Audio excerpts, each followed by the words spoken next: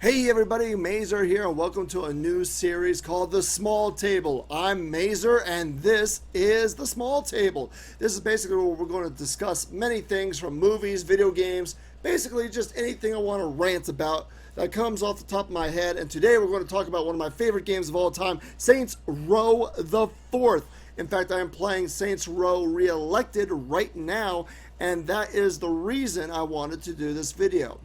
I have a very bold claim to make to all of you in the internet world, and that is I believe Saints Row the Fourth is actually hands down one of the best open world games ever made.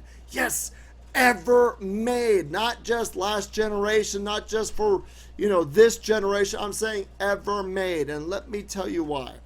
So last month I played two open world games, both very different from one another. The first one being Final Fantasy 15 and the second one being Assassin's Creed Origins, okay? And both games entertained me to a degree, one a lot more than the other, but they both reminded me why I loved Saints Row 4 so dang much. So let's go down each one bit by bit and give a overall idea of why they reminded me why I love Saints Row. Alright, first of all, let's talk about Final Fantasy 15. Now, Final Fantasy 15 actually did a lot of things right that I enjoy in an open world game.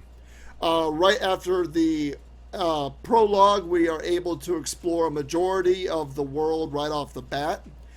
We do have to unlock regions bit by bit with the storyline, but for the most part, you can go almost everywhere you want to go. And as such, you will encounter monsters that are higher levels than you. And this is one of my biggest points. In Final Fantasy 15, you can actually fight any one of these higher level monsters at any time you want. And technically speaking, you can actually survive these encounters and even beat them. All you got to do is come up with strategies, use the healing items to the best of your abilities, and utilize everyone's special attacks as much as possible. I was taking on enemies that were 10, 11, 12, 15 levels higher than me, and some that were multitude levels higher than me, and still being able to take them down thanks to strategy and healing items, okay? The biggest downside besides the story was the size of the map. And this is another very important point that I want to make. The size of the map was rather huge, but the problem was the method of transportation, the car or chocobos, was not very enjoyable because of how long it took to get from point A to point B. If you took the car, you had to go through the road. You couldn't really go off-roading because bushes and everything get in your way. It wasn't actually that much fun to go off-roading when you get the ability to do so. Chocobos are much better. You can jump, you can even glide, but they're still limited by the terrain, meaning, if you hit a rocky point, you can't really Skyrim a chocobo up the rocky point. You got to go all the way around, and it gets a little tedious. And the biggest problem with Final Fantasy 15 is that driving around just was not fun. It was at first, but after a while it just wasn't fun because it took so god dang long. If you're at, let's say, Sid's garage and you want to go to the complete other side of the map, it would take you upwards of maybe, 6, 7, 8 minutes. Even told you on the bottom of the screen an estimated time until you get to your destination. Now, of course, you could fast travel, which is no big deal, but then you have to sit through loading times, and Final Fantasy 15 already had lots of loading times, and it just wasn't that fun. Which brings us to Assassin's Creed Origin. Well, this was not a fun game. And the reason is, after you get out of your main territory and the world opens up, yes, like most open world games, you can go anywhere you want to go. The problem is, in Assassin's Creed Origins, enemies that are higher level of you is almost a one-hit guaranteed death. Okay, so same thing with Final Fantasy 15, right? Wrong. You see, in 15, you could at least use things like Phoenix Downs and healing potions to when a character gets knocked out, you bring them right back up. Not the case in Assassin's Creed. Furthermore, in Assassin's Creed Origins, when you attack somebody who's a higher level of you, you do minuscule damage. You do like 1, 2, 3 points of damage, and they have like maybe, I don't know, a few hundred life. And even when you sneak up on them with the assassin's blade, they push you away. Or you do minuscule damage at best. Even waiting until they're asleep, you cannot really kill them. I mean, what's the point of an Assassin's Creed game if I cannot assassinate someone just because they're 4 or 5 levels higher than me? That really killed the enjoyment of exploring the open world. At any time, I could run across a bandit who would just hit me with an arrow. Boom, I'm dead. So I have to grind. Oh, God, Assassin's Creed Origin had the grind. And it was just not fun. After a while, I just stopped exploring because I was not a high enough level to enjoy myself. And the other downside to Assassin's Creed are the side quests, which basically involve go into a location, kill 2 or 3 guys, steal treasure, or go into a location, steal treasure, escape, or fetch quest. Final Fantasy 15 had the same problem. Everything's basically a fetch quest, except the, bounties or take photos of certain locations. Those were somewhat interesting. So what does this have to do with Saints Row the 4th? Well, a lot actually, and I'll tell you why.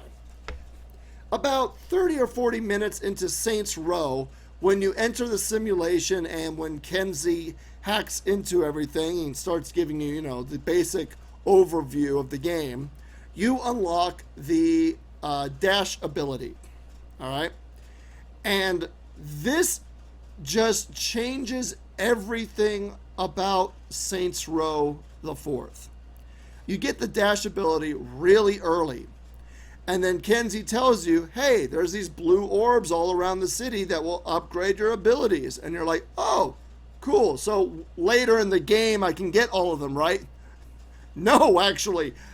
You can get as many as you want right then and there. In fact, I spent like maybe an hour or two collecting upwards of 300 of these little clusters all throughout the city just because they were that easy to gain access to. You just run around the map and there's one right here, there's one right here, there's one right here, there's one right... I mean, you have to try hard not to get all these upgrade clusters. And this is important because it fixes a lot of problems that both Assassin's Creed and Final Fantasy 15 had, which was how long it takes you to get from point A from point B. Once you get the dash ability and then upgrade the speed and your stamina, oh my God, you're just zipping through the whole map faster than a bat out of hell, for God's sakes. I mean, I saw a cursor on my map that said, oh, you are 3,000 feet away from your objective. I'm like, okay, that's no big deal. Boom, I'm there under a minute. And then you unlock the gliding ability, which makes it even better because then you could just jump up a building, get to the roof, and glide wherever the hell you want to go. And then you unlock the ability to run up a building. Sorry, Spider-Man, Saints Row 4 did it first. Running up the side of a building, then to basically backflip and glide to your destination as quickly as you can, making it so satisfying to traverse the map. I mean, I'm barely on the ground when I'm playing it right now. I just jump on a building and I am jumping and gliding and running everywhere. And that makes traversing the map that much more fun. And that's the key word, my friends, fun. Saints Row was never tedious. It's almost constantly fun because they give you all these little rewards along the way that make you more and more and more of a badass. For example, after you get certain clusters, you can upgrade your stamina, you upgrade the height of your jump, and you can do all of this before technically finishing Chapter 2 of the game. Right now, I only have Kenzie and Keith David, and I'm still technically doing the tutorial levels. I just got the ice ability, And, well, I'm playing Re-Elected, so it unlocks several of the DLC items and stuff. So I already got a dubstep gun, and I got the nail guns, and I got all that good stuff. But the fact is, I'm still at the start of the game. I am currently level 21. I have about $40,000 worth of cash because I've been upgrading stuff. My jumping, gliding, and running abilities are already completely maxed out. And that is because the whole game is open to you right from the start. Right when you have the freedom to move around the map, you can maximize a good portion of your abilities right off the bat. And that is so satisfying. There's these areas, these hot spots where you have to take down 3 shield generators, or 2 or 3 shield generators to be more accurate. And you then have to jump down in the middle, blow up the central control tower, and you gotta do this. I think there's 6 of them in the whole game. At first, it was rather difficult before I got my upgraded gear, my upgraded ammo, and stuff. But now that I have what weapons am I using right now? I have a magnet gun, which sucks everyone towards you, and you can just throw them away. That's one of the DLC weapons, I believe.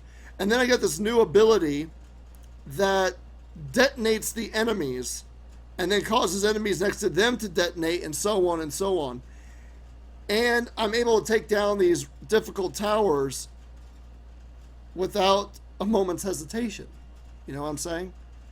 And it's fun. Now, I know a lot of people are saying, hey, you can't maximize yourself so early.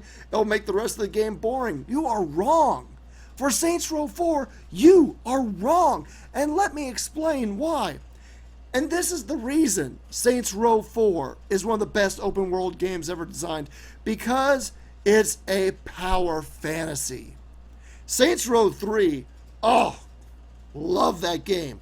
Hands down, in my top 20 favorite games. But when it comes to power fantasies, where I feel like I'm an unstoppable killing machine, there you go. That's Saints Row 4. You know, on PC, I got Doom. You know, I'm this hardcore space monster marine type of dude who the demons of hell tremble at the presence of my mere shadow. But then in Saints Row 4, I am basically Neo. I summon freaking Keith David and Rowdy Roddy Piper to fight with me. You know what I'm saying? I got weapons that are some of the most absurd weapons in gaming history, from phallic melee bats to a dubstep gun, nail guns, magnet guns, a plunger that shoots out exploding plungers that are like basically fart grenades. Jesus. Alien lasers. There's the America gun, for God's sakes. There's a knife-throwing machine gun. A machine gun that throws knives. There is a black hole rifle, for God's sakes. And that's what I'm getting at. This is a power fantasy.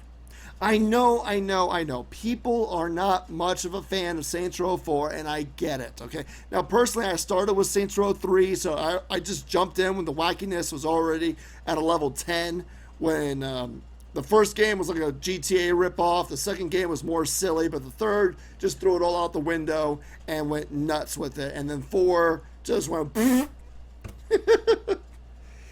But this is about being entertained. And Saints Row 4 is always entertaining. The side quests consists of all sorts of wacky, insane ideas. There's no fetch quest here, people.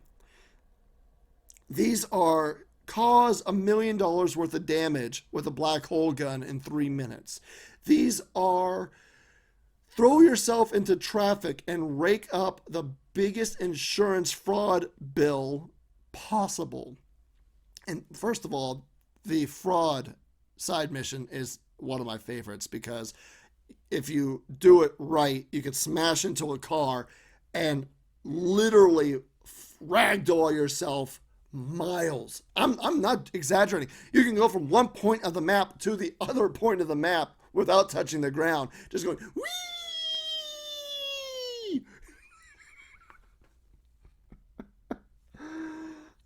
The insurance fraud is so much fun.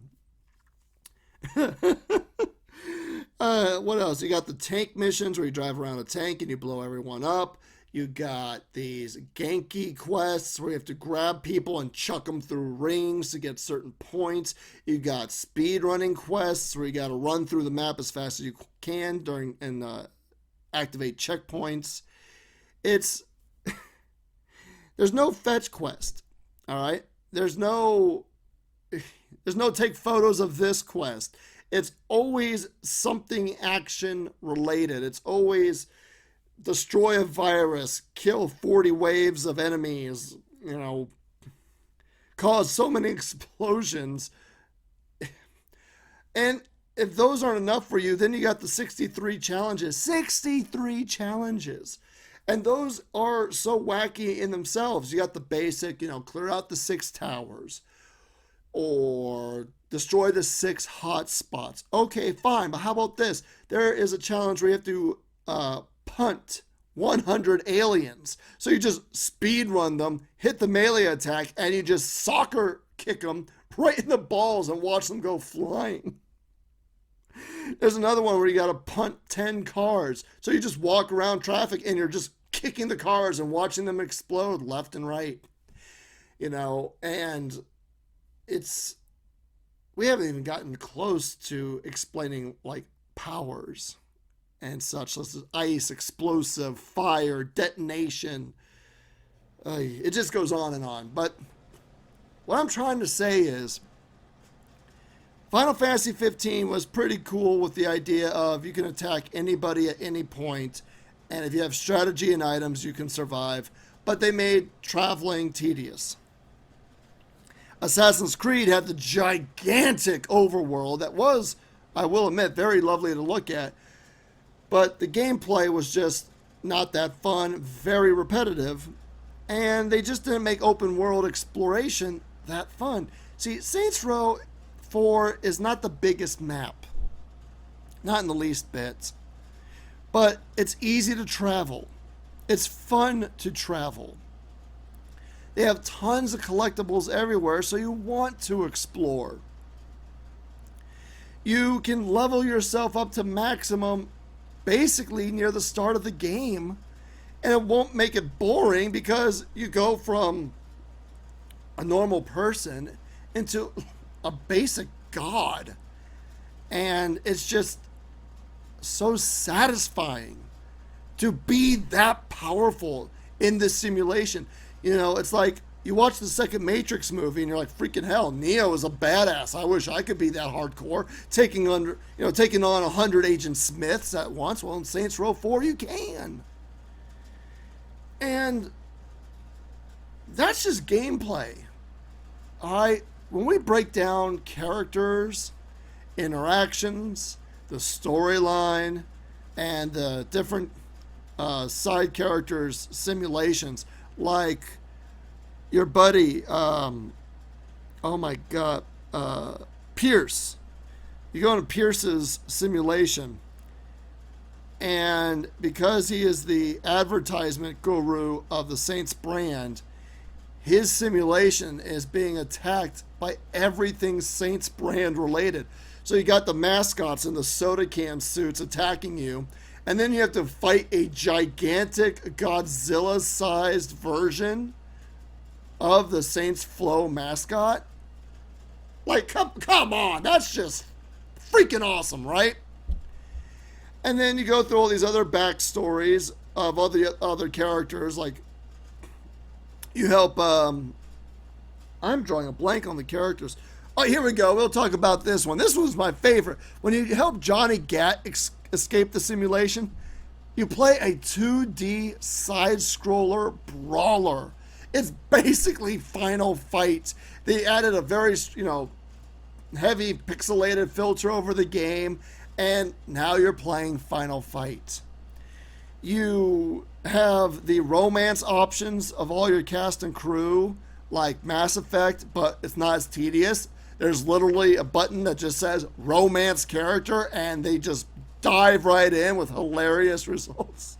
Kenzie's is my favorite. If you haven't seen hers is my favorite. She just punches you in the face and jumps on your chest. But that's what I'm getting at.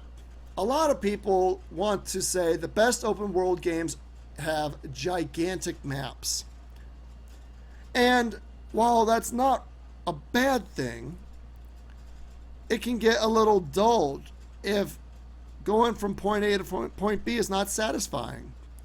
Some games it is. For example, Mad Max. Oh, driving through that desert was so much fun. That made traveling fun. Exploration in The Witcher. Hell yeah. Lots of fun. Skyrim. Exploration in Skyrim. Very satisfying because you don't know what you'll see. They did exploration right with huge maps. But Saints Row, they give you a medium-sized map, but then they give you these amazing powers that make traversing it fun. Second thing, side quests. If you want me to engage with the world, you got to give me fun side quests. Other games don't do it so well. I'm looking at you, Assassin's Creed Origin, Mr. Oh, please fetch this. Please fetch this. Talk to this guy. Good job. You're done. Not my favorite thing. I'm not a fan of that. Or the whole climb up every tower to unlock more of the map. Not a fan of that. Saints Row, blow this up, blow this up, blow this up, streak, steal a car, kill a murderous toilet seat that's flying around using psychic powers to throw things at you, murder, glitches and aliens, and that's fun. That's fun, okay? Then you have the characters. If your characters are boring or don't make any sense to the story, open world or not, it's not a fun game to engage the cast. Saints Row, tongue-in-cheek. It's a parody of so many different games. The characters are parodies of themselves. It's always fun to read all their dialogues and find out how they interact with one another. So, hell yeah, I'm on board. Finally, my final point, and I brought this up already, but I want to stress it even more. I personally enjoy insane, over-the-top weapons. Okay? I love crazy weapons. I always had. I remember playing Quake for the first time and getting the lightning gun, the nail gun. That is so much fun. And then when they brought back Wolfenstein with the New Order, while the guns were not as wacky, you could dual wield everything. I'm dual wielding 2 shotguns that were fully automatic, and I feel like Terry Crews from The Expendables. Boom, boom, boom, boom, boom, boom, boom. Just this monster murder machine. And it was fun. Then you have Doom. Oh, you just got all these classic weapons that have amazing upgrades, and you just feel like an unstoppable tank. And then you have Saints Row. You have the Pernus-shaped baseball bats.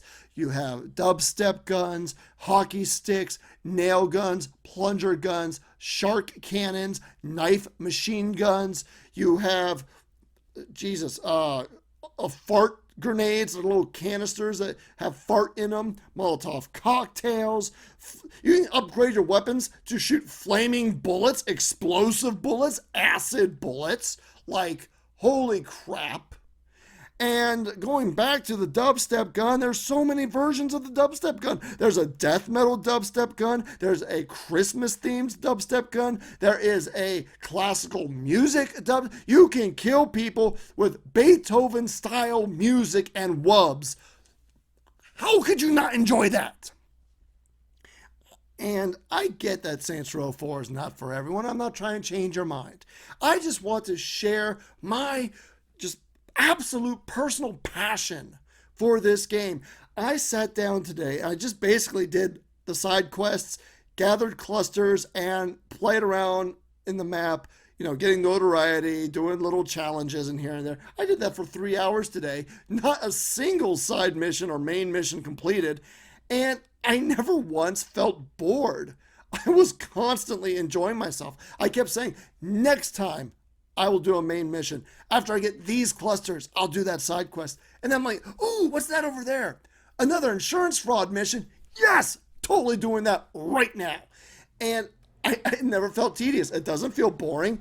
And it's just a lot of fun. And that's basically what we wanted to discuss today in our very first small table episode. Oh, you going to get down? Okay, go on. There you go. Good boy. Yeah, let me know what you think about the Saints Row franchise. Let me know what you think about Saints Row 4 and open world games in general. What is your favorite open world game? What do you like about open world games? What do you dislike about open world games? Do you think Saints Row the 4th is one of the better ones? Do you think it's just so wacky that it's not fun? Or do you find it just this crazy ball of madness that is entertaining mixed with what the am I playing? So let me know. Let me know. Like, subscribe, comment, all that good jazz. But I'm hoping to do more of these small table episodes.